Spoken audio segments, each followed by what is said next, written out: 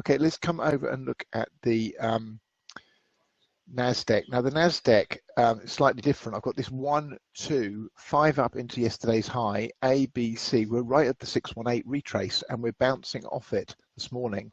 So the Nasdaq was stronger yesterday, was a hair's breadth from completely breaking out to the upside. So this is just a pullback, I think.